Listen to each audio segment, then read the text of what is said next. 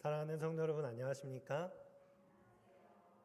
오늘은 함께 요나처럼 기도하라, 우리 두 번째 시간을 가지려고 합니다. 지난 시간 우리는 요나서 1, 2장의 내용을 통하여서 요나의 기도를 살펴보았습니다. 요나는 참 인간적인 선지자입니다. 선지자라는 이름을 가지고 있으면서도 하나님께서 말씀을 그에게 맡기셨을 때 반대로 도망가는 모습을 보여주었습니다. 하나님의 말씀이 임했을 때에 그래서 그 말씀에 순종하였더라, 이렇게 반응했다면 얼마나 좋았을까요? 하지만 그래서가 아닌 그러나로 응답했던 요나의 모습을 보았습니다. 이런 연약한 선지자의 모습을 통해서 또한 우리는 우리의 연약한 모습을 비춰보게 되는 것이죠. 하지만 하나님께서는 어떻게 하셨습니까? 하나님께서는 요나를 포기하지 않으시고 정반대 방향으로 달려가고 있는 요나를 위하여 폭풍과 바람과 큰 물고기를 준비해 주셔서 그를 삼키게 하셨습니다. 그래서 우리는 지난 시간 요나가 그 깊은 바닷속 물고기 뱃속에서 하나님께 간절히 회개의 기도하는 모습을 살펴보았던 것입니다. 요나가 했던 회개의 기도는 무엇이었습니까? 우리가 보통 회개라고 생각한다면 회개는 나의 굳은 결심으로 죄에서 떠나고자 하는 그런 결심의 기도라고 생각하기가 쉽지만 사실 요나는 자신에게 회개할 수 있는 아무 능력이 없다는 것을 그 큰 물고기 뱃속에서 깨닫게 된 것이죠. 그래서 나로부터 기인한 회개가 아니라 하나님의 이 포기하지 않으시는 사랑으로부터 기인한 회개, 하나님의 힘을 의지하여 죄로부터 돌아서는 회개의 기도를 한 요나의 모습을 살펴보았습니다. 오늘은 요나서 후반부를 살펴보려고 하는데요. 이렇게 진정 어린 회개의 기도를 했던 요나가 이후에 어떤 삶을 살았고 또 그는 어떤 기도를 하게 되었는지 함께 살펴보도록 하겠습니다. 요나를 삼켰던 큰 물고기는 요나를 이내 육지에 토해냈습니다. 그리고 이렇게 다시 생명을 얻은 요나에게 여호와의 두 번째 말씀이 임합니다. 그 내용이 바로 요나서 3장 1절과 2절의 말씀입니다. 제가 말씀을 봉독해 올리도록 하겠습니다. 여호와의 말씀이 두 번째로 요나에게 임하니라. 일어나 저 큰 성읍 니느웨로 가서 내가 네게 명한 바를 그들에게 선포하라 하신지라. 여호와의 말씀이 요나에게 두 번째 임하게 되었습니다. 하나님의 말씀이 두 번째로 요나에게 임했다는 이 말씀을 바꿔 말하면 이런 뜻 아닐까요? 여호와의 용서가, 여호와의 포기하지 않는 사랑이 두 번째로 요나에게 임하셨다. 도망쳤던 선지자에게 여호와 하나님께서 두 번째로 말씀하셨다는 것은 여전히 그를 선지자로, 하나님의 종으로 인정하고 계시다라는 하나님의 뜻을 보여주는 것이죠. 하나님의 말씀이 싫고 그것이 못마땅해서 여호와의 낯을 피하여 도망가던 요나에게 하나님께서 두 번째 말씀하셨다는 것은 여전히 그를 사랑하시고 용서하시는 하나님의 사랑의 마음을 엿볼 수 있는 것입니다. 물고기 뱃속에서 나온 요나는 이제 순종하기 싫다고 떠나는 이런 나를 끝까지 붙드시고 놓지 않으시는 하나님의 사랑을 이내 깨닫게 됩니다. 요나는 이제 하나님의 말씀에 순종하여서 마침내 니느웨 성으로 들어가는 선택을 합니다. 그리고 거기서 여호와의 명령대로 니느웨의 멸망을 선포하는 일을 시작하게 됩니다. 3절부터 있는 말씀입니다. 요나가 여호와의 말씀대로 일어나서 니느웨로 가니라. 니느웨는 극히 큰 성읍이므로 3일 길이라. 요나가 그 성에 들어가며 곧 하룻길을 행하여 외쳐 가로되 40일이 지나면 니느웨가 무너지리라 하였더니 요나서 1장에서는 요나가 일어났을 때에 여호와의 낯을 피하려고 일어났다라고 말했지만 비로소 요나서 3장 3절에 와서는 여호와의 말씀대로 일어났다라고 말합니다. 요나가 이제 좀 회개하고 정신 차린 것처럼 보이는 장면이죠.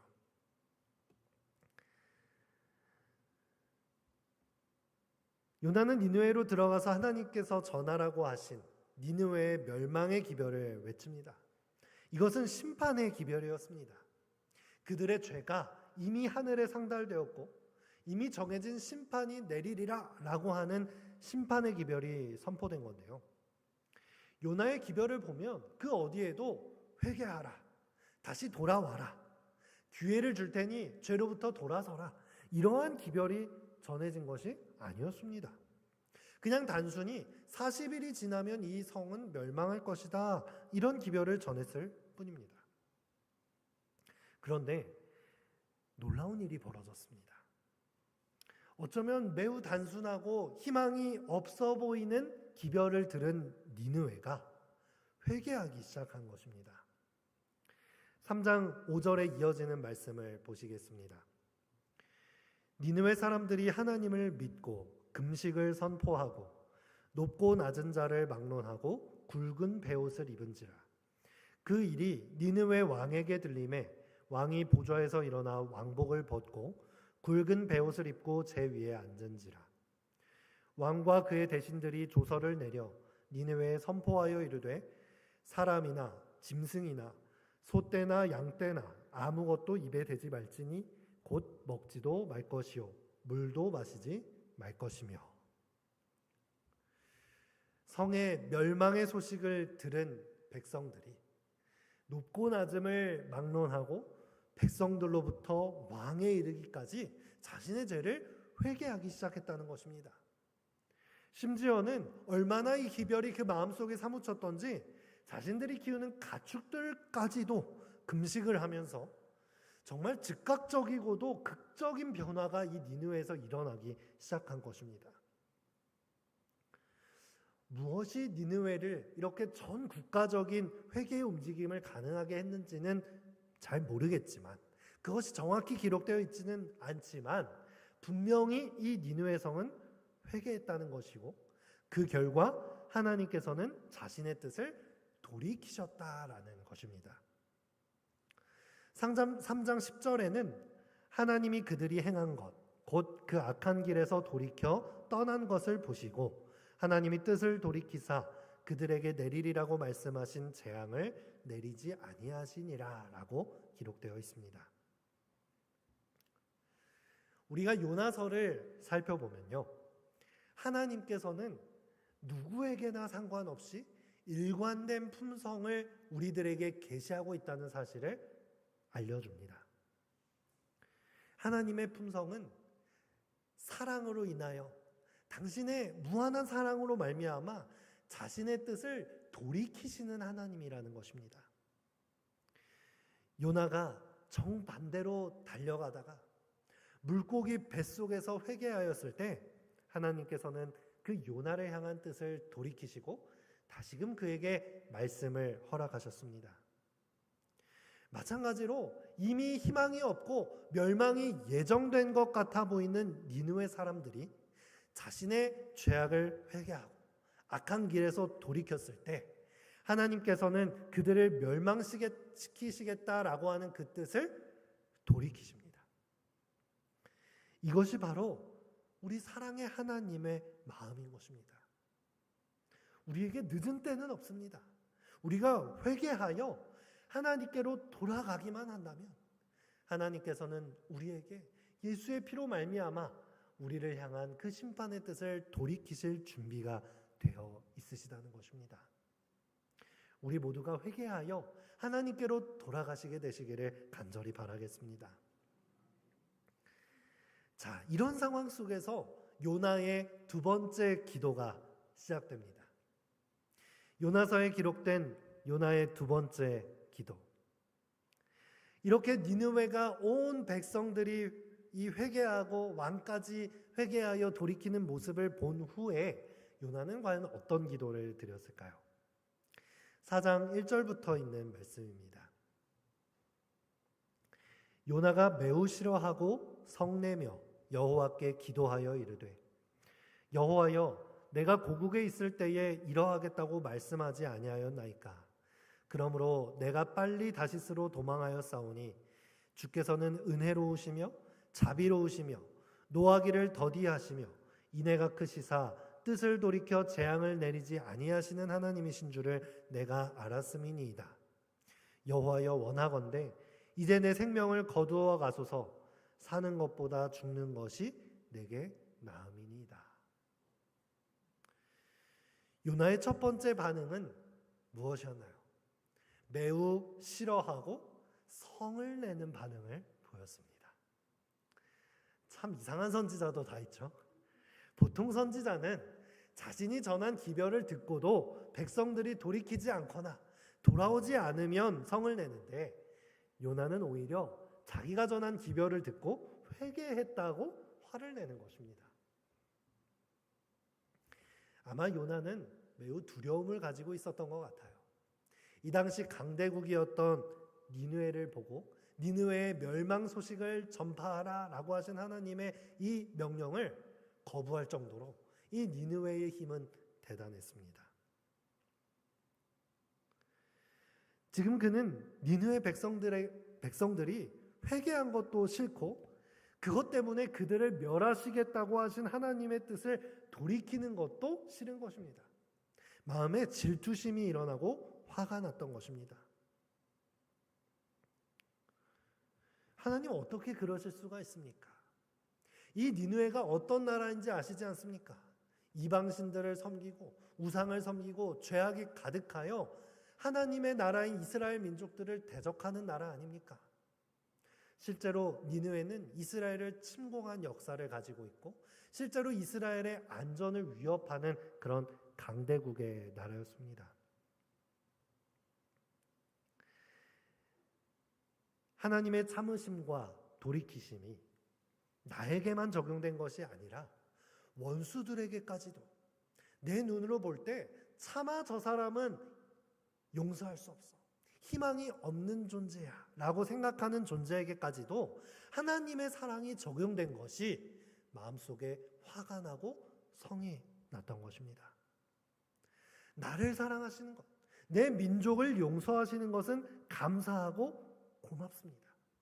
내가 하나님께로부터 반대로 도망가다가 자기를 포기하지 않으시고 돌이키셔서 다시 사용하시는 하나님께는 너무나도 감사하죠.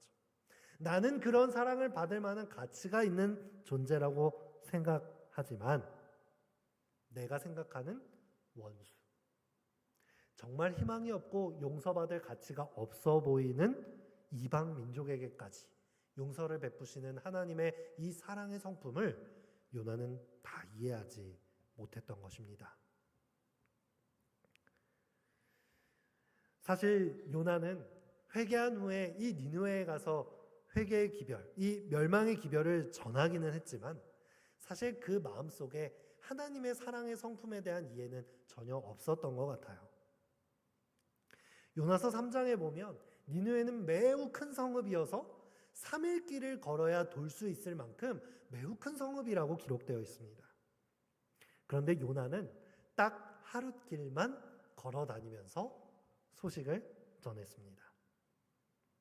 한마디로 하나님의 명령에 대해서 인사치레만 한 것입니다. 하나님께서 너 왜 내 명령에 순종하지 않느냐? 왜 내 기별을 전하지 않느냐라고 물었을 때에 하나님 저 했는데요? 라고 말할 수 있을 정도의 일을 수행한 것입니다. 요나는 참 인간적인 모습을 우리에게 적나라하게 보여주는 그러한 선지자입니다. 그렇게 물고기 뱃속에서 기도할 때 간절하게 회개 기도를 하고 한 번만 살려주시면 저 하나님 말씀 잘 듣겠다고 이렇게 회개하였지만 정작 회개하고 난 뒤의 모습은 어떻습니까? 여전히 내가 하고 싶지 않은 일, 하나님께서 명령하셨지만 내가 마음에 내키지 않는 일들은 자신의 마음이 내키는 만큼만 수행하는 그런 부족한 모습을 보여주는 것입니다. 여러분, 우리들의 회개는 어떻습니까? 우리의 회개도 때로 이런 요나의 모습을 보일 때가 있다고 생각합니다. 하나님, 이 문제만 해결해 주시면 저 하나님 잘 믿겠습니다. 하나님, 저 이것만 잘 되게 해주시면 저 다시는 제 믿음 흔들리지 않고 하나님 편에 굳건히 서겠습니다. 이렇게 수많이 드렸던 수많은 서원들이 우리의 기도 속에 있지 않았습니까? 그럼에도 불구하고 우리는 조금만 시간이 지나면 그 은혜를 다 잊어버리고 마치 그런 일들은 없었던 것처럼 매번 하나님께 다시 무릎 꿇어 새로운 은혜와 새로운 표적을 구하는 우리의 모습을 보게 되는 것이죠. 하지만 우리가 이 가운데 은혜를 느낄 수 있는 것은 하나님께서는 이런 요나의 반쪽짜리 순종에도 불구하고 그를 통해 일하신다고 하시는 사실입니다. 요나는 대충 일했지만 결과는 그 일에 비례하지 않았습니다. 요나는 3분의 1 정도 되는 사람들에게만 기별을 외쳤는데도 불구하고 온 백성이, 온 성읍이 하나님께 돌아오고 회개했다라고 성경은 이야기하는 것입니다. 이 말씀을 볼 때 사람을 변화시키는 것은 그것을 전하는 사람의 능력이 아니라 오직 하나님의 능력에 달려있다라는 것을 우리가 이 시간 기억하면 좋겠습니다. 때로 우리가 외치는 기별이 얼마나 미약해 보입니까? 분명히 성경 말씀에 기록된 참된 복음이요 진리라고 하는데 이 세상의 복음을 들고 나가면 얼마나 미약해 보이는지, 때로는 두렵고 그 말씀을 내 입으로 전한다는 것이 매우 어렵게 느껴집니다. 하지만 이 마지막 때에 우리가 복음을 전해야 하는 이유는 이 변화의 능력은 우리 눈으로 보이는 능력, 인간의 능력에 달려있지 아니하고 오직 하나님의 능력에 달려있기 때문입니다.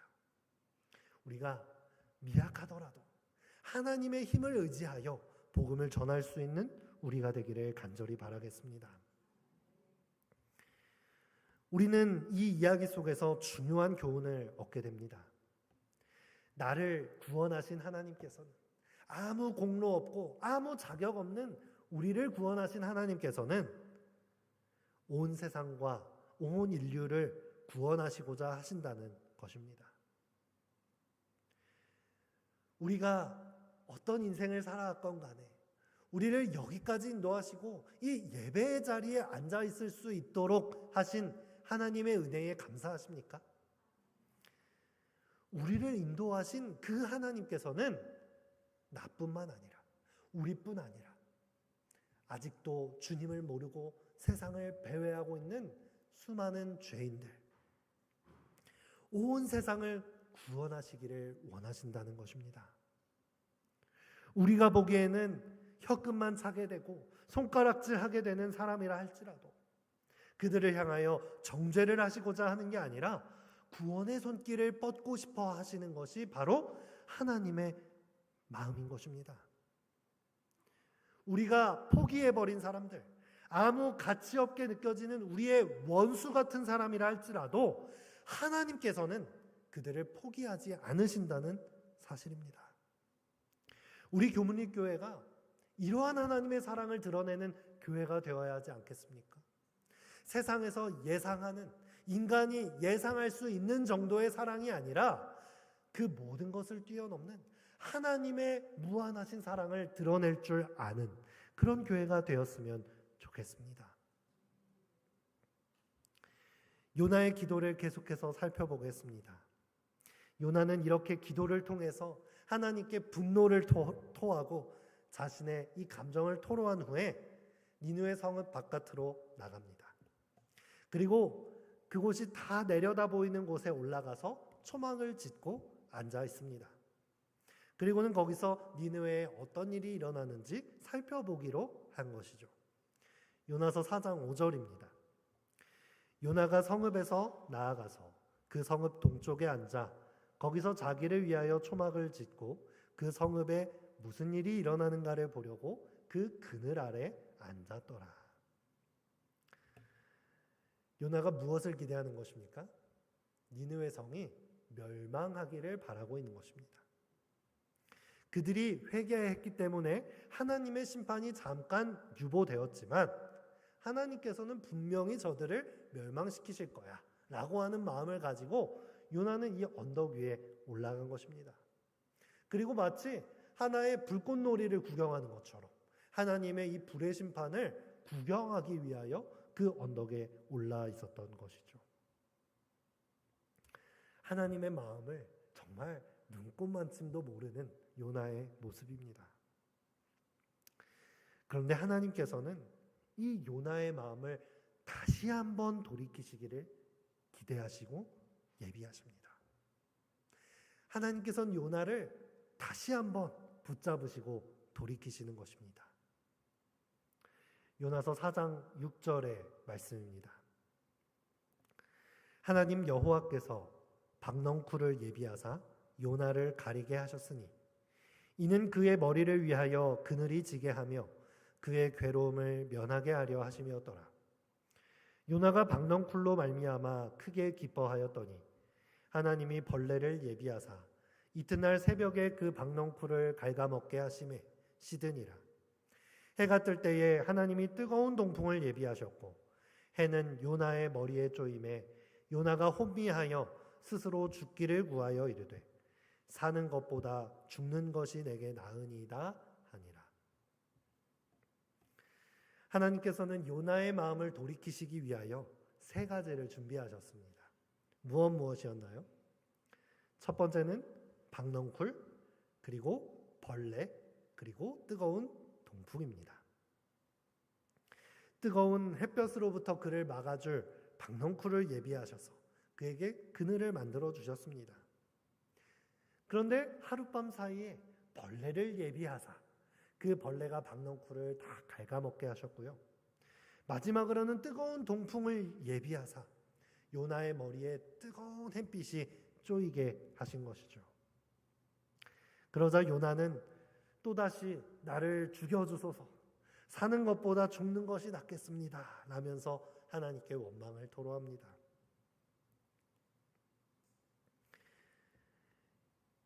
요나는 참 죽겠다는 말도 잘합니다. 그래서 더 우리의 모습을 보여주는 것 같아요. 우리나라 사람들은 특별히 죽는다 소리를 잘합니다. 아파 죽겠다, 힘들어 죽겠다. 또 그뿐인가요? 좋으면 좋아 죽겠다, 웃기면 웃겨서 죽겠다. 심지어 어린 아이들까지도 저 심심해 죽겠어요, 배고파 죽겠어요 이런 말을 하는 것이죠. 이렇게 불평불만하기 좋아하고 쉽게 돌아서고 넘어지는 이 요나 한 사람을 위해서 예비하시는 하나님의 모습을 우리가 주목하여 보셨으면 좋겠습니다. 니느웨의 온 성읍을 기적적으로 돌이키시는 이 하나님의 웅장하신 섭리의 모습에도 우리는 감사함을 느끼지만 이 요나라고 하는 부족한 한 영혼, 선지자라 이름하면서도 죄악의 길을 끊임없이 고집하는 이 한 영혼을 돌이키시기 위하여 얼마나 살뜰히 예비하시고 인도하시며 변화하기를 원하시는지 이 하나님의 섬세한 손길을 우리는 느낄 수 있는 것입니다. 박넝쿨과 벌레와 뜨거운 동풍을 예비하셨던 하나님께서 우리의 삶에는 얼마나 많은 것들을 예비하셨습니까? 그 예비하심을 통하여 우리는 여기까지 이 좁고 협착한 길을 걸어왔음을 이 시간 고백합니다. 예수 그리스도의 보혈의 피를 우리에게 예비하사 그 모본을 따라 우리는 하나님의 은혜의 길을 담대히 걸어갈 수 있는 것입니다. 금방 있다가 사라진 박넝쿨로 인해서 화를 내며 죽기를 구했던 이 요나에게, 철없는 요나에게 하나님께서는 이러한 말씀을 하십니다. 요나서 4장 10절입니다. 여호와께서 이르시되 내가 수고도 아니하였고 재배도 아니하였고 하룻밤에 났다가 하룻밤에 말라버린 이 박넝쿨을 아꼈거든. 하물며 이 큰 성읍 니느웨에는 좌우를 분별하지 못하는 자가 12만여 명이요 가축도 많이 있나니 내가 어찌 아끼지 아니하겠느냐. 요나는 용서하시는 하나님의 사랑을 온몸으로 체험한 사람입니다. 물고기 뱃속에 들어갔다 나온 사람이 요나를 제외하고 온 인류를 통틀어서 누가 있겠습니까? 하나님의 이 포기하지 않으시는 사랑 덕분에 살아난 요나가 니느웨 사람들을 용서하시겠다고 하는 하나님의 이 품성을 다 이해하지 못하고 분노하는 것입니다. 이러한 요나에게 하나님은 다시 한번 자신의 성품을 드러내기를 원하시는 것입니다. 박넝쿨을 위해 심지도 않고 가꾸지도 않았는데 그럼에도 그 박넝쿨에 대하여 애정을 품는 요나에게 하나님께서 자신의 자녀와 같은 이 니느웨 백성들을 아끼는 것이 당연하지 아니하냐라고 요나에게 호소하시는 것입니다. 요나의 눈에 보기에는 니느웨 사람들은 그저 죽어 마땅한 죄인이었지만 하늘 아버지의 눈에 보기에는 결코 포기할 수 없는 귀한 자녀라는 것입니다. 하나님께서는 요나에게 자신의 이런 마음을 봐달라고 토로하시는 것입니다.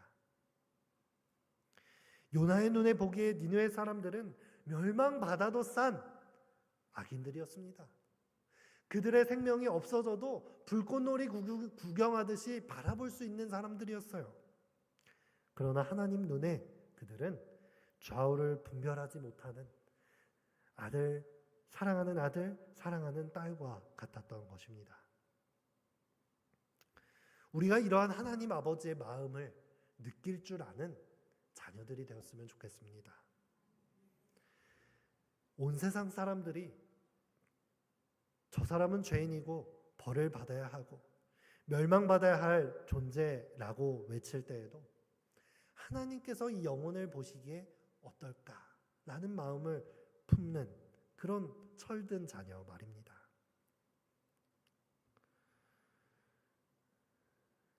여러분 혹시 배형진 군을 아시나요?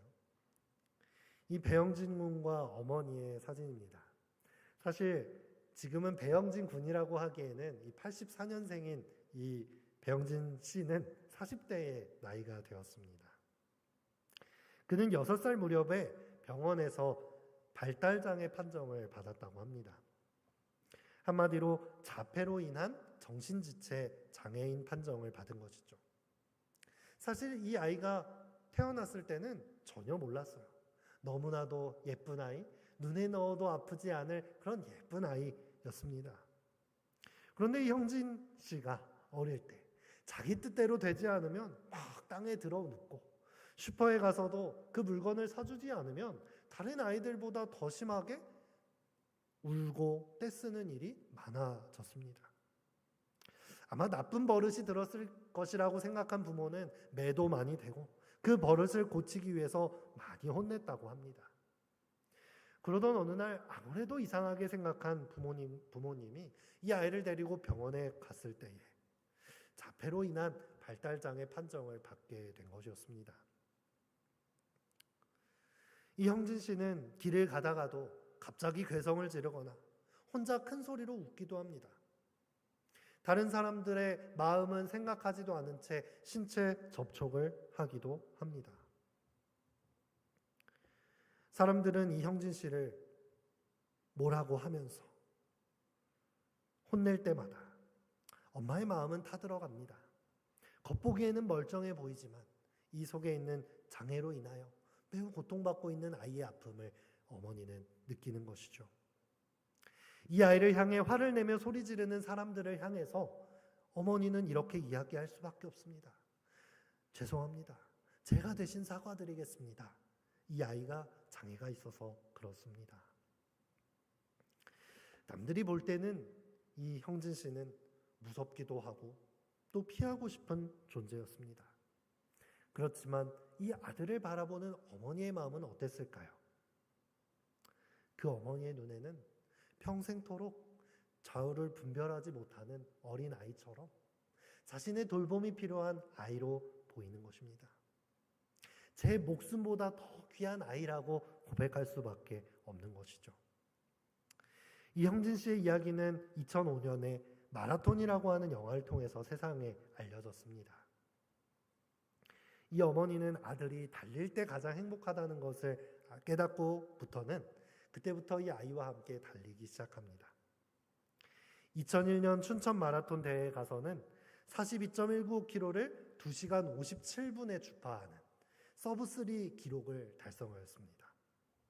2002년도에는 철인 3종 경기를 도전하여서 한국 최연소로 장애인 철인을 달성하는 기록을 얻기도 하였습니다. 어머니가 형진이가 힘들 때 늘 하는 말이 있다고 하죠. 정말 유명한 대사이기도 합니다. 형진이 다리는 100만 불짜리 다리, 몸매는 끝내줘요. 이 아들을 향한 어머니의 사랑이 너무나도 절절합니다. 형진이보다 하루만 더 사는 게 내 남은 마지막 소원이라고 인터뷰하는 이 어머니의 사랑은 우리를 감동하게 만듭니다. 요나서 4장 11절, 이 요나서를 마무리하는 마지막 성경절엔 이렇게 기록되어 있습니다. 하물며 이 큰 성읍 니느웨는 좌우를 분별하지 못하는 자가 12만여 명이요 가축도 많이 있나니 내가 어찌 아끼지 아니하겠느냐. 요나서는 이러한 질문으로 모든 이야기를 마치고 있습니다. 내가 어찌 그들을 아끼지 아니하겠느냐. 이 질문은 요나에게뿐 아니라 오늘날 우리에게도 동일하게 하나님께서 우리의 인생을 향해 물으시는 질문입니다. 너희들의 눈에는 죄인으로 보이고 희망이 없어 보이고 구원은 물 건너간 사람처럼 보이는 저 사람도 내가 목숨까지 내어주면서 구하려고 했던 소중한 내 사랑하는 아들이요 딸이니라. 이러한 자녀들을 내가 어찌 아끼지 아니하겠느냐. 우리에게 질문하고 계신 것입니다. 이 시간 하나님 아버지의 마음을 깨닫게 되시기를 간절히 바랍니다. 때로 우리는 삶을 살다가 관계가 틀어지고 여러 가지 문제로 인하여 원수지고 매우 미워하는 마음을 갖게 됩니다. 그 미움의 마음을 우리 힘으로는 어떻게 해결할 수가 없습니다. 그 관계 때문에 평생을 힘들게 살아가기도 하고 그 마음이 가시가 되어서 질병을 일으키기까지 합니다. 이러한 일은 세상 일에서만 일어나는 것이 아니죠. 교회 안에서도 서로를 미워하는 일이 일어나기도 합니다. 내 생각과 뜻이 이 사람과 달라서 미움의 마음이 들었을 때 이 마음을 누가 능히 해결해 주실 수 있을까요?